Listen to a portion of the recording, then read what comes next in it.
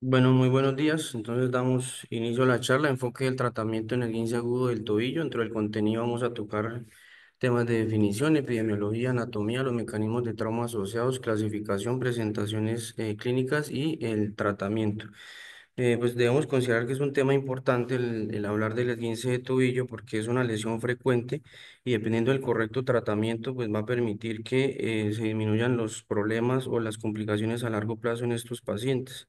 Y esto, pues, digamos que surge a partir de un diagnóstico preciso, que el tratamiento sea oportuno y en el tiempo que se requiere en cuanto a la cicatrización de la fibra del ligamento para optimizar el rendimiento, sea de un paciente atleta deportista o un paciente común. Nos consideramos que el esguince es esa ruptura total o parcial de una o más ligamentos del tobillo, como vamos a ver más adelante, algunos de los complejos, y va a tener esa triada característica de dolor, edema y limitación funcional. Se considera que es la zona media del ligamento la que más se va a ver afectada. En cuanto a epidemiología, se considera que es una de las primeras para la población general. Una de las primeras causas de consulta para el servicio de ortopedia, se presenta un esguince por cada 10.000 personas al día, ubicándose entre la segunda y la tercera década de vida con prevalencia de los 18 a los 34 años. Para el ambiente deportivo, pues se considera que de un 25 a un 30% de estas lesiones en cualquier escenario deportivo van a estar asociadas al esguince, siendo esta la más común y llegando hasta un 45% en prácticas deportivas de contacto, salto, llámese voleibol o fútbol, por ejemplo, y el 75% del complejo lateral es el que va a estar más implicado. Y en población general, se considera que hasta el 70% de la población general ha presentado algún grado de esguince en su vida. El 12% de estos van a asistir a servicio de urgencias. Sin embargo, en otros estudios pues reporta que hasta el 50% el paciente hace un manejo, digamos que bajo su voluntad y no asiste al médico. Estas cifras pues han arrojado las consecuencias y es que llegar hasta un 44, casi la mitad de todos los grupos analizados, de presentar déficits funcionales como la inestabilidad articular, osteoartrosis, después de el primer año, los 12 meses de presentado el trauma. En cuanto a anatomía, pues debemos entender que son tres complejos ligamentarios importantes, llámese la sindesmosis para los esguinces altos, complejo medial, esguinces mediales y lateral, que ocurre entre un 70 y un 90% para el complejo lateral, y estos están organizados pues de la siguiente manera para recordar rápidamente anatomía. La sindesmosis va a estar estabilizada por ligamentos tibio-peroneo anterior, el posterior, que son inferiores, recordar que hay superiores, el interóseo transverso y el quinto elemento que es la membrana interósea. Para el complejo lateral, medial, perdón, pues la tibia tiene con su unidad ósea que es el mareolo medial, el componente del ligamento deltoideo, que se dispone a manera de abanico en dos planos, uno superficial y otro profundo, desde ese malleolo tibial hacia la escafoides, astrágalo y calcáneo. El fascículo profundo es el principal, se considera que es el principal estabilizador medial, y en el caso de hacer una ruptura o algún tipo de lesión, el astrágalo tiende a hacerse o a irse en valgo. El profundo,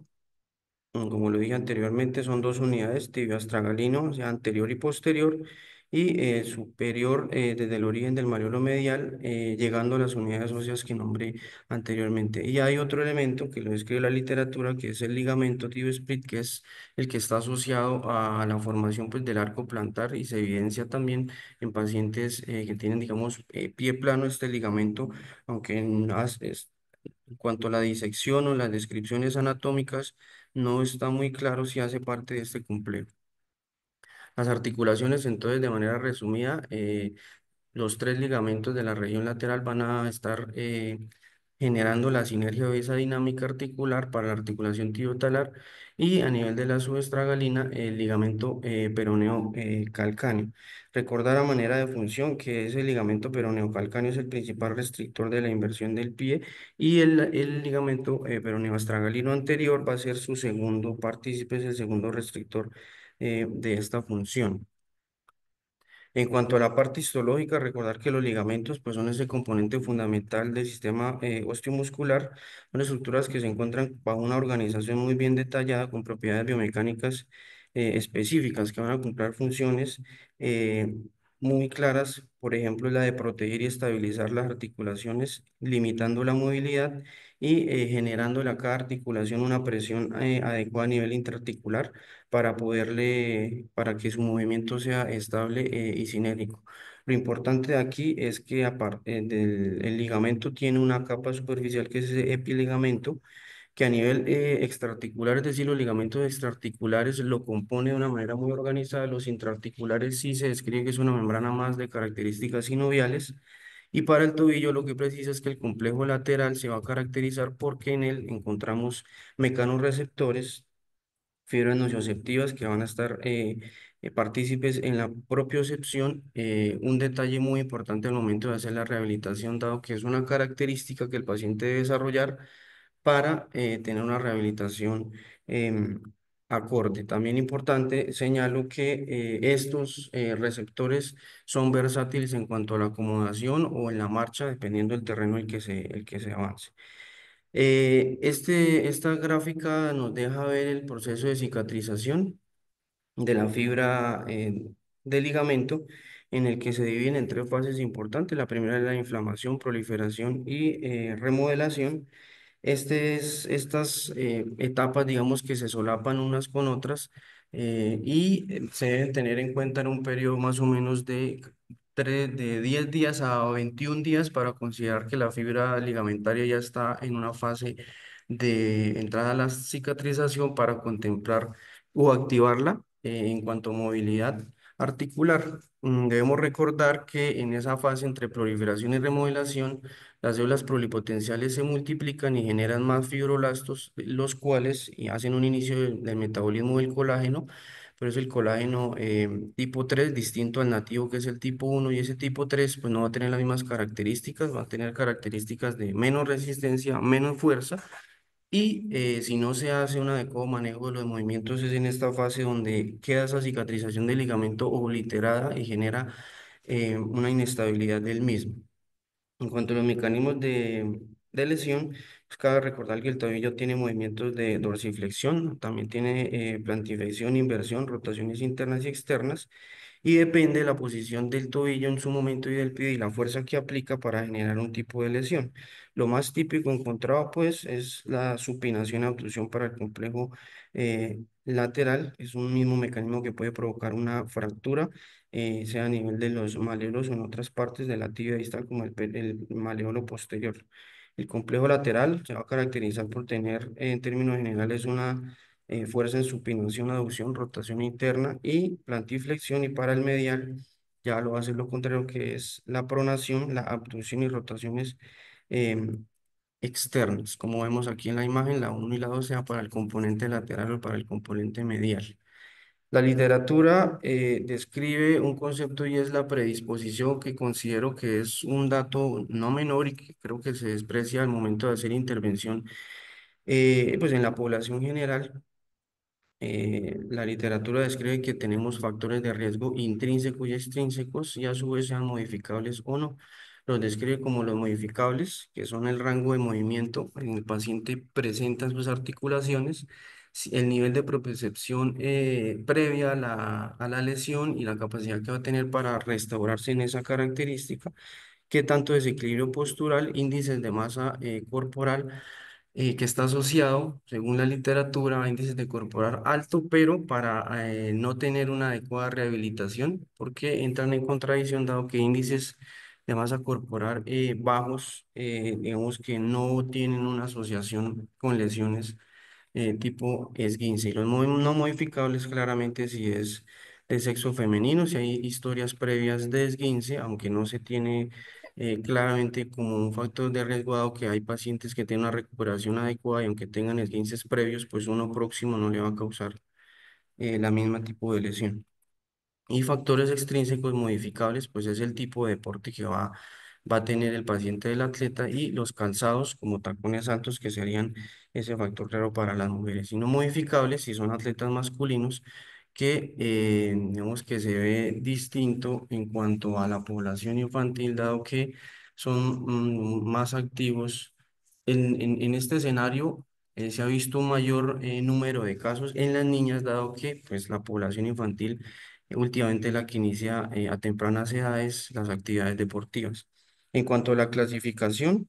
La clasificación, cuando se revisa la literatura, hay diversas, pero tienen un factor común y es que analizan la presentación clínica, la función que va a tener el paciente y qué tanto está predispuesto a iniciar una rehabilitación o un tratamiento funcional. Como lo vemos en este cuadro, esta clasificación corresponde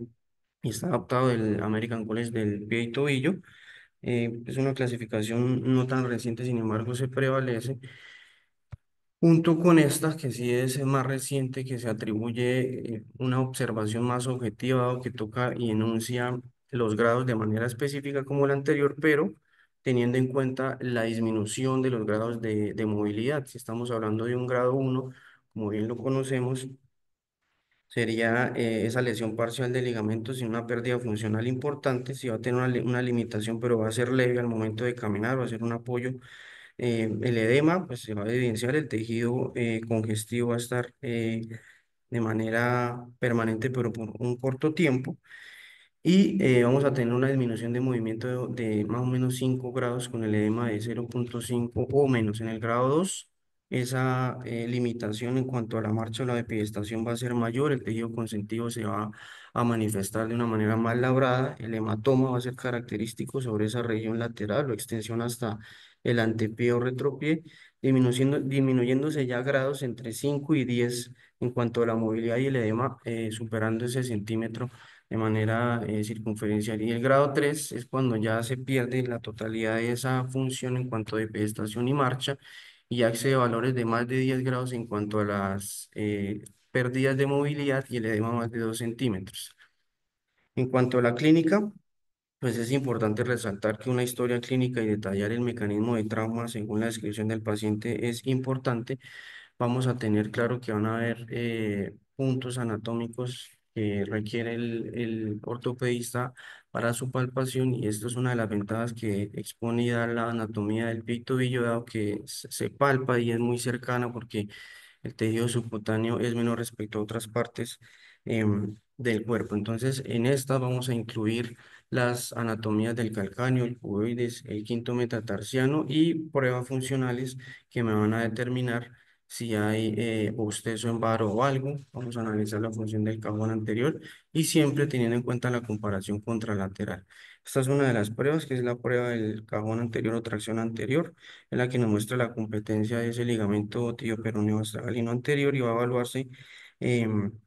estabilizando la parte distal de la pierna con una mano y la otra está sujetando el calcáneo y haciendo una tracción hacia anterior, considerándose que aproximadamente sobre 1 centímetro, al compararlo con contralateral, vamos a tener una prueba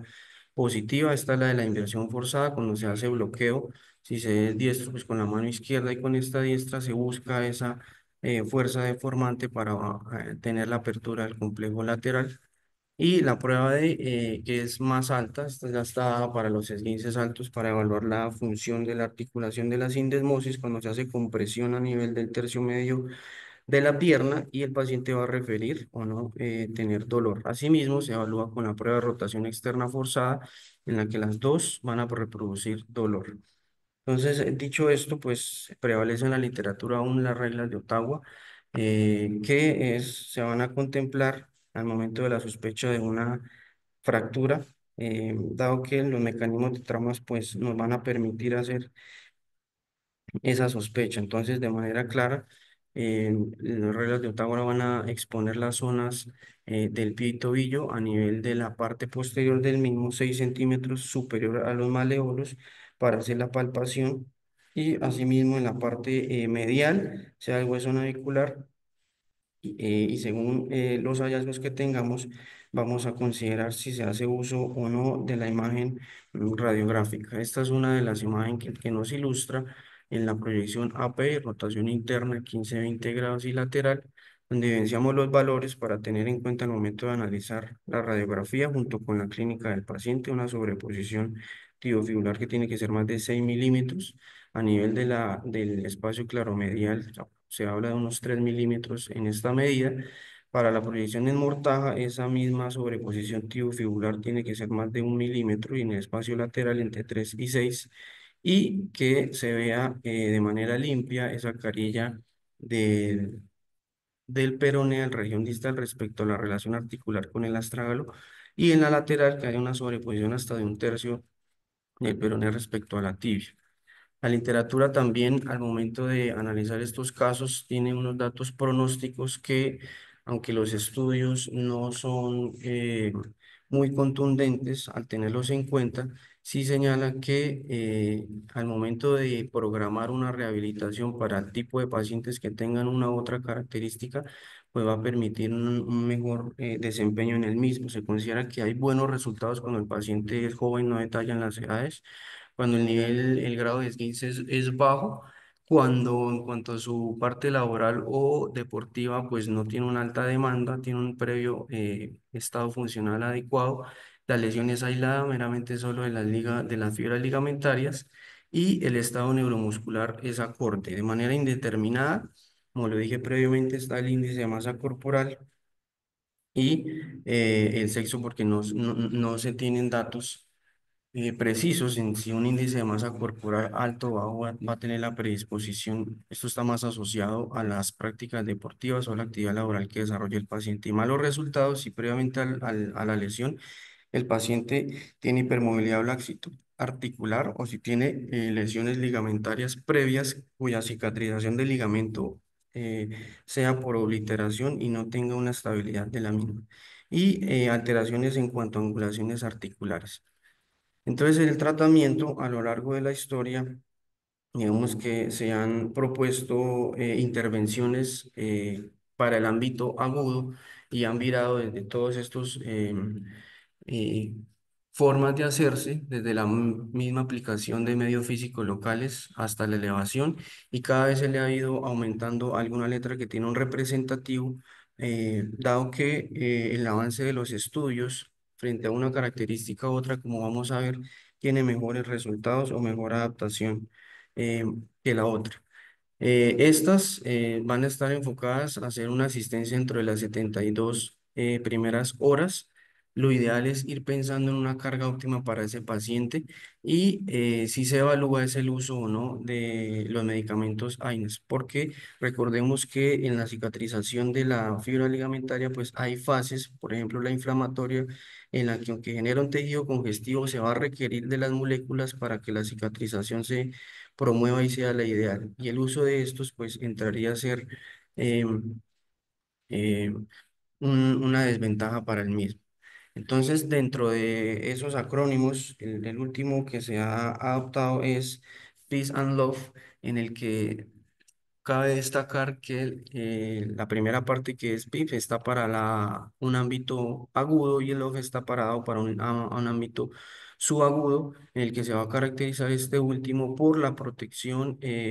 perdón, por la intervención hacia el paciente y ver no solo tenemos el enfoque a nivel articular, sino otros sistemas que también estén activos para garantizarle una rehabilitación adecuada. Entonces, iniciamos con la letra P, que es la de, hacen referencia a la protección de esa articulación, en donde el cargue o el descargue de la misma, pues se va a tener restringido durante las primeras 72 horas. Esto con el objetivo de minimizar el sangrado y prevenir la distensión de las fibras lesionadas y reducir un agravamiento de un esguince, por ejemplo, grado 1, que se pasa a ser grado 2 al momento de de la rehabilitación. La E, consideramos que sigue siendo la misma característica de elevar la extremidad por encima del corazón para favorecer el flujo de ese líquido intersticial por fuera de los tejidos y disminuir el nivel congestivo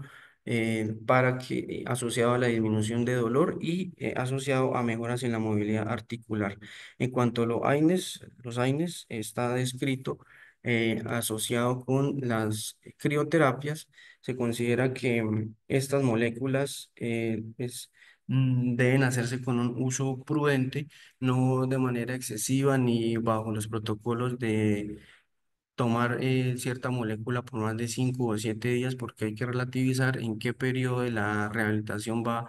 ese paciente. En cuanto a la crioterapia, pues tampoco se debe exceder su uso, dado que se pierde la característica de la angiogénesis, que es una de las, a nivel histológico, cualidades que requiere el tejido para que su rehabilitación sea óptima. En cuanto a la compresión, sí se siguen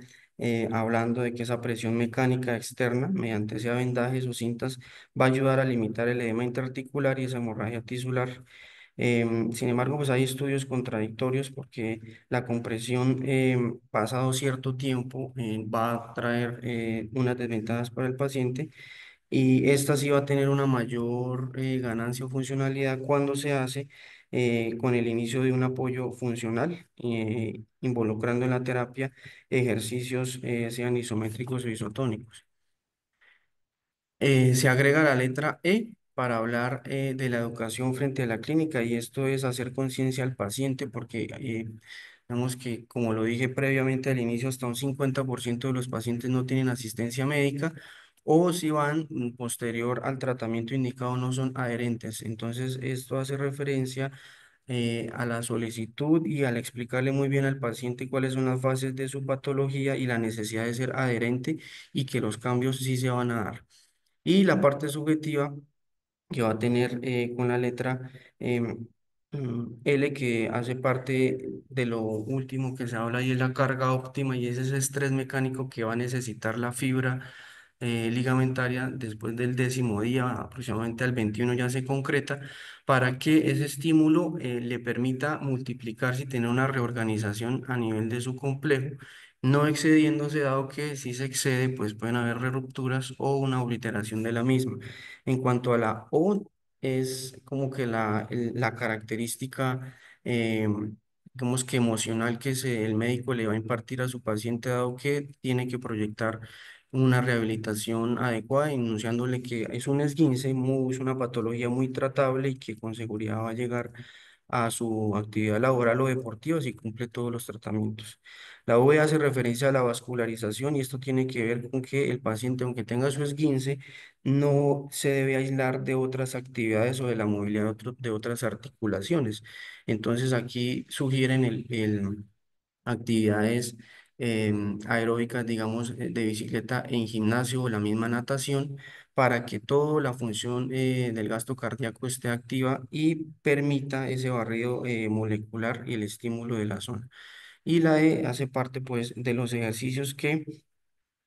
son ejercicios que lo ideal es tener un programa detallado para que, de acuerdo a la actividad laboral del paciente o la actividad deportiva que desarrolle este. Entonces, resumiendo, el tratamiento va a tener esa fase aguda y subaguda en la que va a ser necesario hacer uso de esos medios físicos locales con la prudencia del uso de la crioterapia y los AINES. Y la inmovilización pues va a estar dada sea por si es un esguince grado 1, grado 2 o grado 3. La literatura describe que entre el 1 y el 2 en algunos casos se hace uso de una férula de yeso, la bota por debajo de la rodilla, pero que no debe exceder los 10 días porque posterior a ellos no muestra ningún beneficio y sí repercute en cuanto a la movilidad articular. Sí se estipula que posterior a 10 días se puede contemplar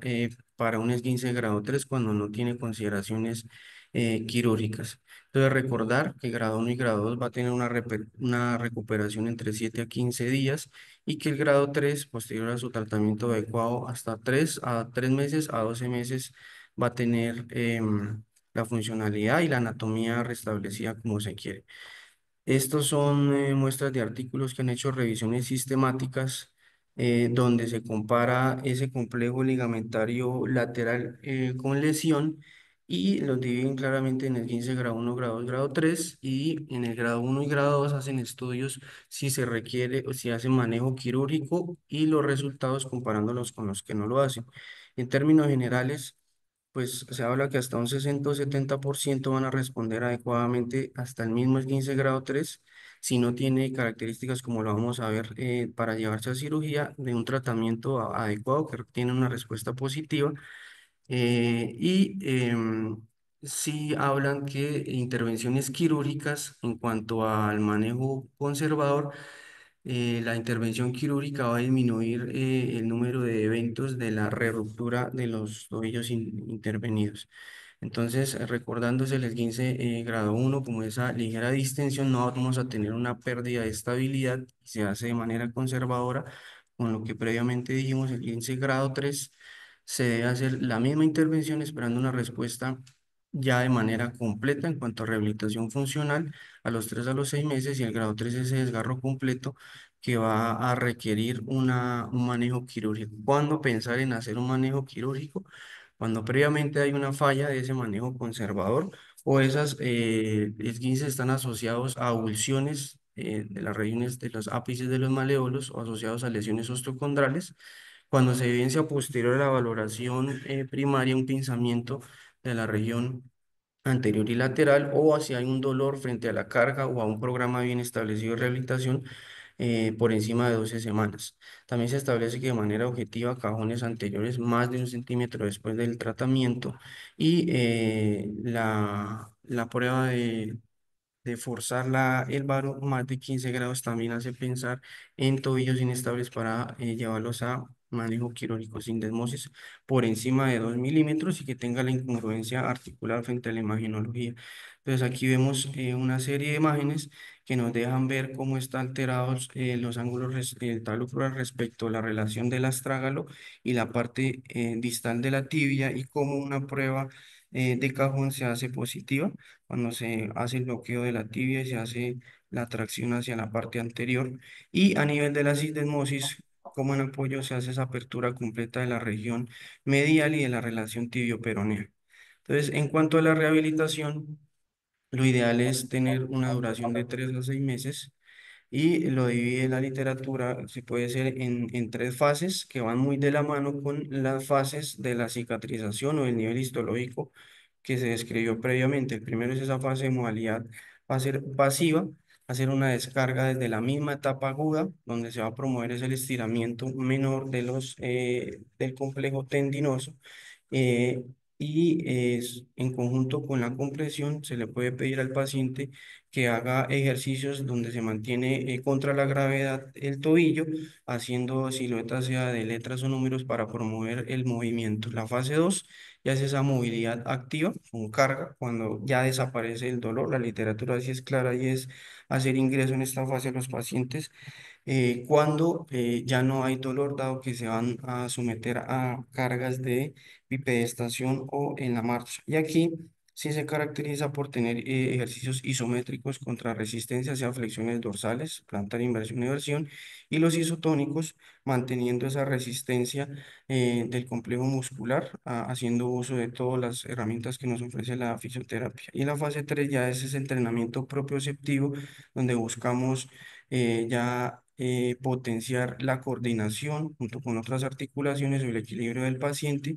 como lo dije, para promover la propiocepción y darle confianza al paciente al momento de hacer marcha por diferentes niveles de terreno. Entonces, como conclusiones, debemos considerar que el esguince de tobillo agudo es una lesión muy común. El 80% de todas las lesiones del tobillo se atribuyen al esguince, dado al complejo lateral, que es muy importante tener la historia clínica y el mecanismo de trauma junto con el examen físico claro, porque es el que nos va a determinar hacer un adecuado diagnóstico y planteamiento en el tiempo de la rehabilitación. En términos generales, hacer un inicio pronto porque esto va a asegurar el control del dolor del tejido congestivo y va a promover que no se generen, digamos que, posibilidades de rigidez o de desgaste muscular, que a la larga son los dos elementos que van a limitar la adaptación a la práctica deportiva o laboral del paciente. Dentro del manejo conservador se debe contemplar la inmovilización por debajo o por encima de esos 10 días, dependiendo el caso, y el manejo quirúrgico como lo dijimos, debe tener características específicas para hacerlo. Gracias.